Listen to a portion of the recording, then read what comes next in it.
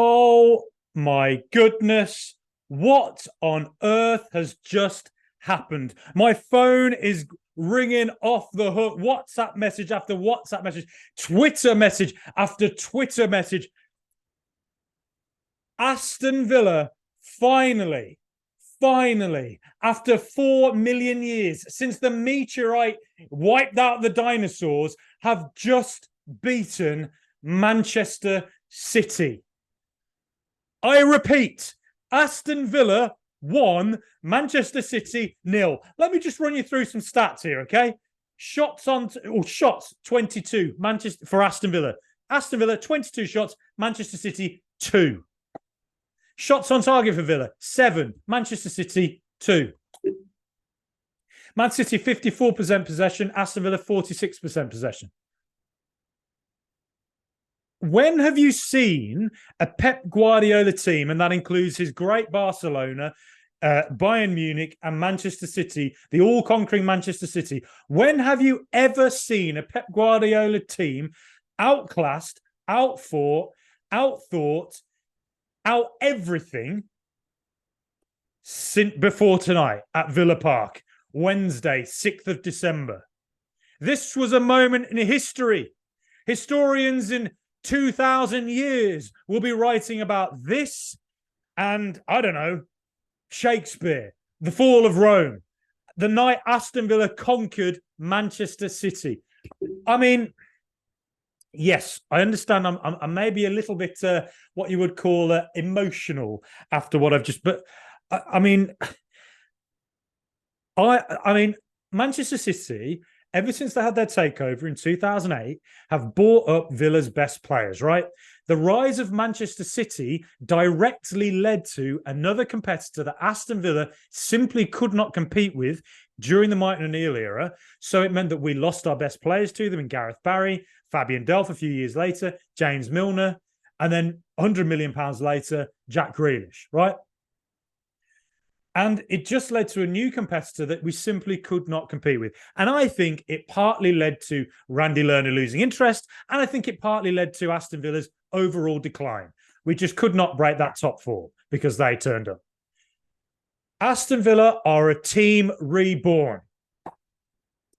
We have walked up to John the Baptist, been put in the water and reborn.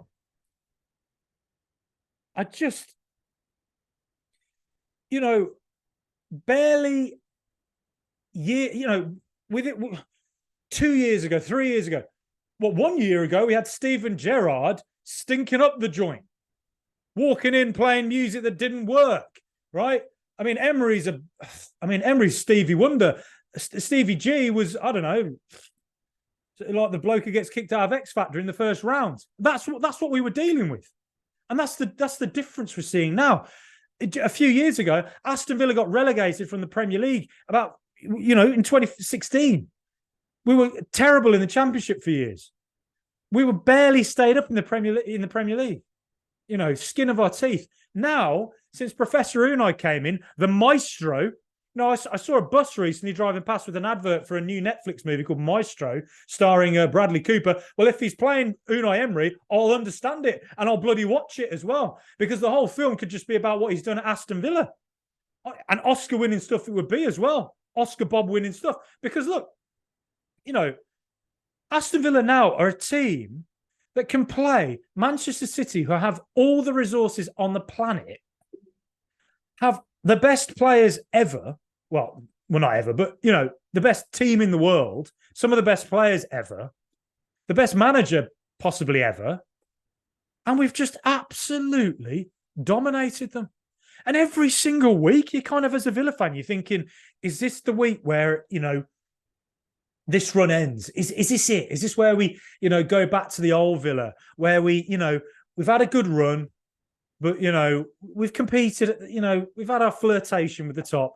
But then third day in, they've said no, and they've stopped returning your calls, right? Is that where you sort of thinking, is that where we're at? But every single week, they keep returning the call. And you're like, maybe this is the one.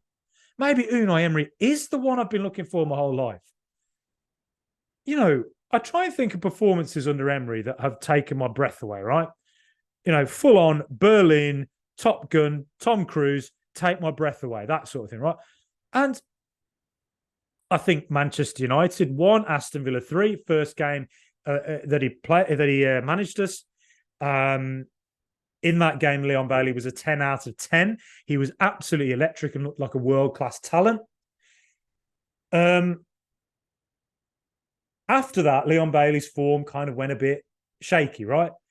More on him in a second, because what we've seen from him this season, my goodness, and I'll talk about him in a sec, but, I'm thinking of great performances under Unai Emery. There's been a lot of them, but, the ones that stick out to me, Manchester United 3-1, Newcastle 3-0 was the best performance I've ever seen from a Villa team since the early 90s, beating United in the Coca-Cola Cup final, genuinely. But this season, beating Manchester City 1-0 like we did, and so utterly dominating and destroying them as we did, I cannot think of an example in my life where a Pep Guardiola team has been that dominated. I mean, all I can think of that even vaguely compares is maybe Jurgen Klopp's Liverpool a couple of years ago beating them 4-1. That's about it. His first season at Man City, when he lost a couple of games, lost 4-0 at Everton, I remember. But that you put that down to it being a transitional season, right? This is, okay, they're missing some of their key players. They missed Doku, Grealish, Kevin De Bruyne, obviously, and Rodri as well. Obviously, that's going to make a huge difference to them. And clearly, Rodri in particular makes a massive difference because they simply don't seem to win games without him. But for Villa to still face a team of that level of ability and that quality, and so utterly outfight them and dominate them as we did, tactically, just do them, amazing. And, Emery's record against Guardiola is like Villa's record against Man City. It is terrible. Now, I think it's a sign that Aston Villa have changed, but Unai Emery himself has changed. And I think in the past, when I think of Emery teams, I think they've been quite, at times pragmatic and conservative. And I think maybe tried to withstand Barcelona, Guardiola's Barcelona or a City team by just sort of maybe taking a bit more of a defensive approach. Tonight, it was, we're just going to bloody attack them. And I said last night on the YouTube channel, please watch it, because sometimes I actually talk sense on it. I said the transitions are going to be a big factor in this game. And I explicitly said, where Leon Bailey plays or Moussa Diaby, that area where Gvardiol is, where he dives in, as David Mooney from the Blue Moon podcast told me, where he dives in, he did it tonight. And in those areas, that's where Villa can catch City out. And that's where teams have been catching City out in the transitions when they've won the ball off them near to their own defence, get the ball up quick up the pitch. And City have been caught out by it in the Champions League a few times. They've been caught out by it recently against Chelsea and other teams. Same again tonight. And I said I'd talk about Leon Bailey. Leon Bailey's turnaround as a player has been absolutely astonishing. He was 11 out of 10 tonight. And I rarely give 11 out of 10 to anybody. But that, Lionel Messi. Lionel Messi gets 11 out of 10 for me pretty much every game he plays because he's the most extraordinary player ever played the game. Leon Bailey tonight was 11 out of 10. Because every single time he got the ball, there would be occasions where Man City would have 4 players surrounding him, like that picture of Diego Maradona playing the Netherlands and having 20 Netherlands players around him. It was like that for Bailey tonight. And yet every single time, he'd find a way out of trouble. He'd make the right pass. He'd do the right touch. He'd beat a man, create a yard of space. Gvardiol got destroyed by Messi for Croatia last season in the semi-final of the World Cup. Tonight, he's looking at Leon Bailey going, are you Lionel Messi reborn? Is your name Lionel Bailey? All I want for Christmas is a Jamaica shirt with Bailey's name on the back. Somebody buy that for me, please. Tomorrow, I might just go down to a tattoo parlor and get Leon Bailey scoring that goal tonight, tattooed across my forehead. Or I might get John McGinn holding off multiple Man City players across my cheek, or I might get Emi Martinez making an incredible save from Erling Haaland in the first few minutes across my forehead, or I might get Boubacar Kamara taking the ball and fighting off City players constantly, or I might get like Aston Villa's passing lanes and in ability to play the ball around at the back and then find a pass directly through, bypassing everybody straight into a Kamara or into a John McGinn, who can then run into a load of space. And then I'll look like a really strange human being. But the fact of the matter is, with all these tattoos on me, I'll go in for an interview for a job in a few years, and they'll say, "What's all this?" And I'll say, "Do you remember when Aston Villa beat Man City 1-0? And they'll say, "Say no more." Yes, I do remember that. And your irrational desire to get a tattoo and to then go and get those tattoos on your face, well, it makes sense in hindsight. So do you know what? I'm still going to give you the job, and then I might run for Prime Minister and everyone will vote for me because they'll go, "That's a man who makes good decisions." So listen, I just certainly better decisions than than pretty much any Prime Minister Britain's had in the last 6 or 7 years. So look, let me tell you this. Tonight, game starts and Villa started on fire. And you're thinking we had a few big chances. And you're thinking, if we don't take them chances, we get punished by Man City. And then we nearly did, because Phil Foden found that bit of space, ball in behind. Erling Haaland, for once, beat the high line. Shot on goal, Emi Martinez. How is this man still so laughably underrated in the UK? How? He's one of the best. No, he is the best goalkeeper in the world. I would say the two best goalkeepers in the world played at Villa Park tonight, Ederson and Emi Martinez, because the two of them made incredible saves. They were brilliant on the ball. And, there's people who say Ezri Konsa's not good enough for England. Gareth Southgate sits there and goes, maybe I'll pick Mason Mount instead. Or maybe I'll pick Margay at Crystal Palace. Why? Ezri Konsa tonight, we've all been talking about that right-hand side. It doesn't work and all that. Well, I tell you what, it bloody worked tonight. Always trust Professor Unai. Konsa was fantastic on the right. Diego Carlos coming in was brilliant. And I tell you what, Diego Carlos, he bullied Erling Haaland. He just wouldn't let him get into his comfort zone. And on top of that, something I really liked as well was that Villa were willing to go direct. We didn't just try and play it around at the back. When the chance came, get it up that pitch as quick as you can, ball over the top. And Diego Carlos's long balls, I'm not a lover of long ball merchants myself, but his long balls are very, very impactful. And there were about 2 or 3 occasions tonight that long ball over that City defence came into Ollie Watkins and he would just cause a bit of havoc. And that's what you need to do to City. Just be aggressive. And if you see that ball on, just go for it. Just go for it. Cause them problems, because then they got to run back. And Villa, the thing is, when City won the ball back in their own defence, normally what would happen then is the opposition team would sit off and just let City come at them. Villa didn't do it. We just went straight at them. We would not let them rest. The goalkeeper would have the ball. Watkins would press him. Then he come out to Ruben Dias, who's pulled out to the left for the option, and Leon Bailey's on him. They just couldn't find the passing channels at all tonight, City.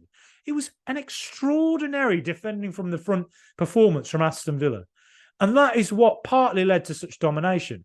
And there were 2 spells in this game where you thought City had control of the game. And that was briefly after the 10th minute mark for about 6 minutes, where they had Erling Haaland had them 2 chances. And then also just after half-time for about 10 minutes, Bernardo Silva came a bit more central. Rico Lewis went out right. And Silva started to try and conduct the game. But they simply could not play through Villa. Villa of old allows Silva to take control, and we concede 2 goals, and we all cry about it and go, what the bloody hell did we do? Tonight, Aston Villa were like, no. It was Hulk Hogan looking at Andre the Giant, just shaking his head and then lifting him over his shoulder and dropping him. And the whole world's in disbelief at what they've seen. That's who we were tonight. Hogan lifting Andre at WrestleMania in 1987. Just every single player, 10 out of 10. Leon Bailey, 11 out of 10. 11 out of 10. Boubacar Kamara, potentially an 11 out of 10. Douglas Luiz scored a header. just marginally off over the line for Luca Dean, who was brilliant tonight as well. Douglas Luiz hits the post. Edison makes about 3 or 4 massive saves. It could have been 3 or 4-0. It genuinely could have been Aston Villa 4, Man City 0 tonight. And the only team who's done that to City in the last few years, in the last million years, is Liverpool at Anfield. So that is telling you what Villa are now. This is the type of team we are. This is what we can do to the very, very best. And I understand they didn't have the best team out tonight. Even if they'd had the best team out, I still think we would have done it. It was unbelievable.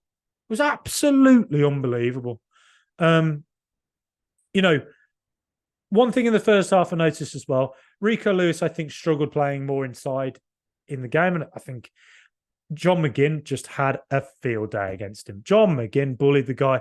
How often do you see John McGinn do 10 out of 10 performances at Villa Park these days? It is all the time. I saw him play against Everton 2 months ago, 10 out of 10. Saw him play against Fulham about a month ago, 10 out of 10. Tonight, again, bullied Rico Lewis. Every time he got the ball, he'd hold off 3 players and then he'd whip a ball in quickly. Villa were told tonight, just get that ball in quickly. The coaching, the attitude, the aptitude, everything was just amazing. We've gone above Manchester City. We're at December 6th. We've gone above Manchester City in the league. We're in 3rd place. We can bloody fecking well get Champions League and we can bloody fecking well win the league. We've got Arsenal this weekend. Double up on Saka, double up on Martinelli. Don't make it easy for him. Man mark Odegaard and don't let that guy have, the freedom of the park. Every time their inverted fullback comes in, if it's a Zinchenko or whoever plays in that position and comes in, there's always space there. Leon Bailey or Moussa Diaby, whoever's playing in that position, is going to have space to run into. And after what we saw tonight, who says we can't do a load of damage to Arsenal as well? This is extraordinary. Lechia Warsaw on Thursday night. Bournemouth fight to the end and get a draw. And then beat Manchester City on a Wednesday night. The physical demand of doing that is just off the charts. Off the charts. And, I look at, I said it about Bournemouth as well. I said Bournemouth are a much better team than people realise right now. They're coming into form. They just beat Palace 2-0 away tonight. So that was a good result, wasn't it? I'm telling you, they're gonna beat some teams now this season, Bournemouth. So Arsenal next. Don't let Declan Rice have some, if whoever's the second striker has to come back and stop him, do it. But after tonight, after seeing the way Yuri Tielemans played, after seeing the way Leon Bailey played, the world-class performance from that entire collective tonight, would you bet against Aston Villa beating Arsenal? Because I bloody wouldn't. Would I bet against Unai Emery lifting the Premier League trophy? I mean, do we dare? Do we dare to believe? I've not even looked at the table yet. Third place, 32 points, 4 off Arsenal. Beat them, we go 1 off them. I'll tell you what, man, Guardiola is going to be sat in a darkened room, pulling out the last remaining hairs he's got on his head, thinking, how do I stop Hurricane Aston Villa? Well, I tell you what, after tonight, I don't think anyone can. Up the mighty Villa.